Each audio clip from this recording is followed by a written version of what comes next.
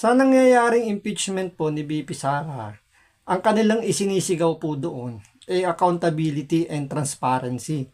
Dahil nga daw po doon sa sinasabing 125 million na ginastos daw ni VP Sara sa loob lang ng 11 days. Na itong pondo naman na ito ay galing naman po sa Executive Department kay Bongbong Marcos, ibinigay kay VP Sara para magamit na as confidential funds sa kanyang DepEd. Pero dahil nga sa pambubudol ni Bongbong Marcos, iyon po yung ginamit nila ngayon para nga po mapa-impeach itong si VP Sara. Ngayon, kung ang sinasabi nila transparency and accountability, alam nyo ba na may mga congressman na nagre-reimburse po ng pera gamit po ang pera ng gobyerno para mapunta po yata sa kanila? Kasi 'di ba pag ikaw ay nagre-reimburse, ibig sabihin nag-abono ka. So dapat pera ng gobyerno yung gagamitin mo sa mga proyekto, pero wala ka nang dapat re-reimburse kasi pera na po ng taong bayan yung ginamit nyo. Pero dito po, ipinakita po ni Madarahog na may mga congressman po na nagre-reimburse po ng pera sa gobyerno, gamit naman po yung pera ng gobyerno. So ito, panoorin po natin itong sinasabi niyang mga congressman, specifically po rito, under po ng Tingog Party List na pinangungunahan ni Martin Romualdez. Kasi ito, party list po ito ng mga Romualdez eh. So yung isa sa mga miyembro po o congressman ng Tingog Party List, nagre-reimburse po sa House of Representatives na hindi naman natin alam kung siya po nag-abono po ng pera o nagpaluwal ng pera para po siya ay mag-reimburse. At hindi lang po ito maliit na pera. So dito po makikita natin yung accountability and transparency naka-apply lang po kay VP Sara at hindi po sa mga kongresista. So ito panoorin po natin. Pero syempre bago ang lahat, kung hindi ka pa nakasubscribe sa Makapili TV, baka naman pwedeng pakipindot po muna yung subscribe button at the same time palike na rin po ng video, wala naman pong bayad yan, kaya pindot na. So ito panoorin po natin. Ito ang masakit at lalong malupit. Accountability daw, pero ang mga congressman natin nakakatanggap pala ng reimbursement, milyon ang halaga sa kanilang extraordinary expenses in aid of legislation. O, tingnan natin to ha. Ito ha. Ito nung June lang. Itong June lang ha. Yung natapos na buwan. Ha? Andyan yung date, andyan yung check number, andyan yung kongresistang nakatanggap, andyan yung amount. At para saan ito? Ha? Reimbursement for extraordinary and miscellaneous expenses incurred in aid of legislation. Oh! Bakit kayo nagkaroon ng reimbursement? May ginastos ba kayo? Sarili niyong pera, tapos ni-reimburse kayo? Ha? Tingnan niyo yung kay Honorable Jude Asidre. 40 million! Itong June lang. Aba, Tingog Party List, di rin makamuhin ni Isipin nyo, mag-aabono siya ng 40 million para mag-reimburse siya ng 40 million. Diba kasi pag reimbursement, ibig sabihin, nagpaluwal ka eh. Gumamit ka ng pera, sarili mong pera. So, bakit siya nag-reimburse? Yan dapat ang ipaliwanag nito ni Asidre na isang ng Tingog Party List kung bakit siya rito nag-reimburse ng halagang 40 million. Ini mapapagaw.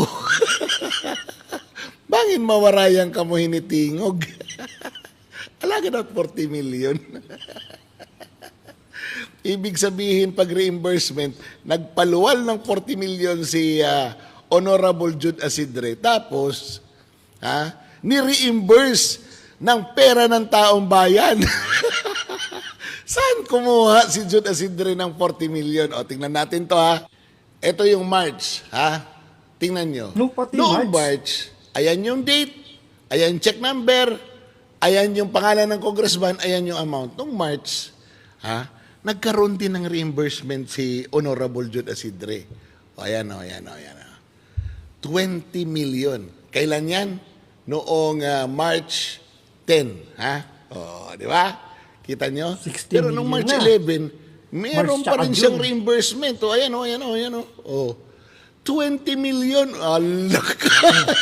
80 million na. Mapapagaw ang tingog. That is already 30 million ha. Magkaibang date, magkaibang check number ha. O, 30 million plus 40 ng meron June. pa rin dito. Oh, saan? Nasaan na? Oh, meron pa ritong isa ha. Oo. Na kaya na rin. Kaya Jude Asidre din.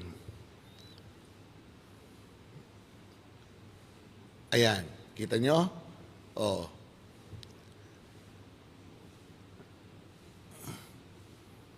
Oh. Ayan yung isa. Oh. March 12 naman. So March 10, 11, 12. 10 million uli. Oh. Sa isang buwan, Mapapagaw ka tatlong mo ini. beses nag-reimburse. So 20 plus 20 plus 10. 50 milyones. Mga babay baby. 50 milyones. Eto pa, Dagdagan ito pa pa. yung June. Noong May, ha? Ayan. May 6, ayan yung check number. Tingog party list pa rin. Jude Asidre, 25 million. O, o ha? O, nasa 100 million na. Hanapin pa natin yung iba, kung meron pa. Ha? Wala na. Baka hindi na nasama rito. O, ito pa. Ito yung April. O, April 7, 10 million. Ano pa? Ito sa baba, April 8, 20 million. Jackpot! Mapapagawan mga tingog. Hini, ang ginaw kadagko man hini nga reimbursement. So, suma total, kung tama yung computation natin, more or less na 135 million po ang reimbursement ni Jude Alisidre. So, from April hanggang June, umabot po ng more or less 135 million. Tapos, accountability and transparency ang sigaw kay BP Sara, which is 125 million lang po ang ginastos o yung ibinibintang nila. So, compare nyo naman dito na 3 buwan, puro reimbursement, na hindi natin alam kung para saan at paano siya nakapag-abono ng ganong kalaking halaga. Kay BP Sara, confidential funds, which is confidential naman yun. So, dahil nga yung extraordinary funds po ng mga kongresista, wala pong resibo yan. Yan po certification by, liquidation by certification lang po ang gamit nila dyan. At hindi po sila hinahanapan ng kahit na anong patunay po na yan po nagastos, yan po kumbaga na-liquidate na po nila. So dito nyo makikita, o dito natin makikita na matagal na sinasabi rin naman po. Sabi rin ni Pangulong Duterte, di ba? Ang pinakakurap na sangay po ng gobyerno itong House of Representative. Dahil nga sila nagre-reimburse ng mga ganyang kalaking pera na hindi naman natin alam kung para saan at paano sila nag-abono ng ganyang kalaking halaga. At hindi sila gumagamit ng reimbursement. Ang kailangan lang po nila, sulat kamay or pumirma lang sila ng liquidation by certification, okay na po sa COA. So yan po yung dapat higpitan po dito na para hindi po masyadong abusuhin. Kasi nga, abusado na nga po yung sa pangapanahon po natin ngayon sa administrasyon ni Bongbong Marcos, abusado na nga po yung mga magnanakaw sa gobyerno, kinukonsinti pa ni Bongbong Marcos, talagang mauubos po ang laman po ng kaban ng bayan ng Pilipinas. So hanggang dito lang po muna. Maraming salamat po sa panonood. Ingat po kayo lagi. God bless.